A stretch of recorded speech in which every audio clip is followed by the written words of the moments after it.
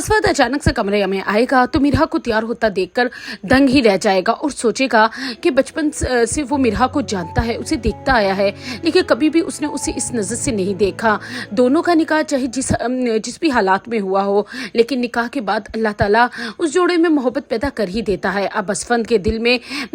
मिरहा के लिए जगह पैदा होना शुरू हो जाएगी और मिरहा जब पीछे मुड़कर असफंद को देखेगी कि वो एक टकी उसे देखता जा रहा है तो उससे पूछेगी कि क्या बात है, ऐसा वो क्या देख रहा है, क्या उसने पहले उसको नहीं देखा। उस पर असफंद कहेगा ऐसी कोई बात नहीं है, आज तुम बहुत अच्छी लग रही हो और अचानक से तुम्हें देखा तो तुम्हें देखता ही रह गया। उसके करीब आने की कोशिश करेगा कि मिरहा अपनी जगह से भी गड़बड़ा जाएगी और असफंद से कहेगी कि क्या हो गया है आज आपको। तो असफंद थोड़ा सा पीछे होकर उसे कहेगा कि नहीं कोई बात नहीं और वहां से चला जाएगा। लेकिन दूसरी तरफ असफंद अभी तक तो अनाइजा को लेकर अपने दिलो दिमाग में ही जंग लड़ रहा है कि उसे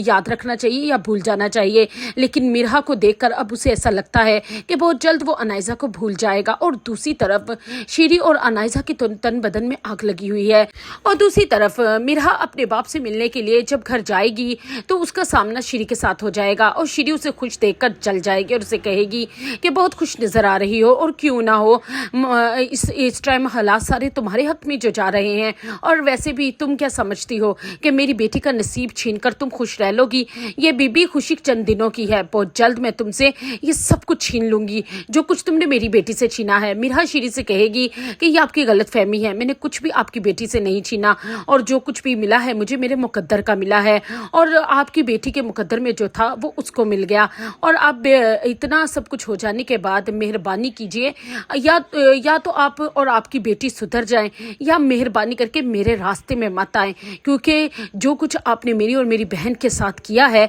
वो मैं जीते जी कभी भी भुला नहीं सकती और ना ही मैं दोनों माँ बेटियों को आपको माफ़ करूंगी।